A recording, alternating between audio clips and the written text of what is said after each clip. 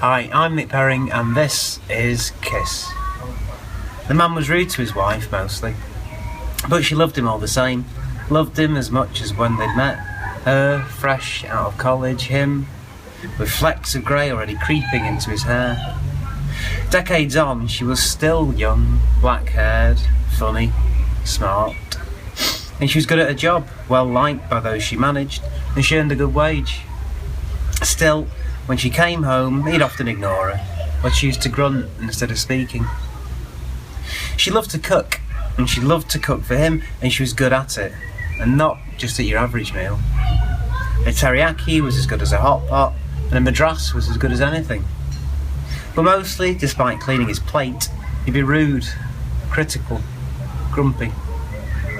It's fine he'd snap if she pushed him for a verdict on something new or recently perfected. He was retired, had been for years, and his days were predictable. But she still asked them about them. How was your day, she'd say, a warm smile on soft lips. Fine. She'd ask, been in the garden, how are the plants? Sometimes, if he was in the right mood, he'd tell her what he'd been doing, tell her what he planned to do. Use words like compost, borders, trimming, pruning and colour. He loved his garden, and not just because he enjoyed the work, or because he appreciated the exercise and fresh air, or because he loved its smells and colours. He and his plants were friends. He'd talk to them, tell them secrets, give them instructions, explain when to bloom and for how long, show them why they should adjust the angles of their stems, which way they ought to face. And the plants listened. But this was a secret. No one could know. The man's wife knew. Not that she said anything. If it made him happy, then fine. She'd seen him a number of times, watched him from their kitchen window, seen him with his head inclined towards a hanging basket, nodding as he spoke to it, or with his hands on his hips, chatting to their cherry tree. One day she'd come home to find him on his knees, arms waving, conducting their bedding plants. The first time she mentioned it to him was the day he died. He'd become grey and thin very quickly. He'd begun to look like an old man, and she, his wife, was worried.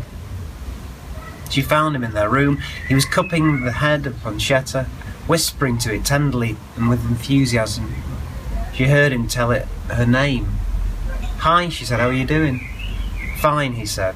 "Is it true what they say?" she asked, easing herself onto their bed. "Does it help them grow?" "Some people think so," he told her. "What do you say to them?" asked his wife, patting their mattress, inviting him to join her.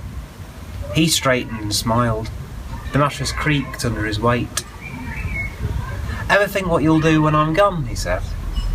"Don't be silly, there's life in you yet," she said, that warmth on her lips, hoping.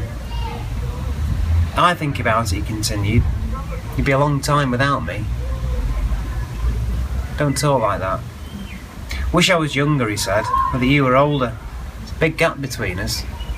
The man's wife hushed him. She didn't want to hear this. "So the flowers," she said. "What do you tell them?"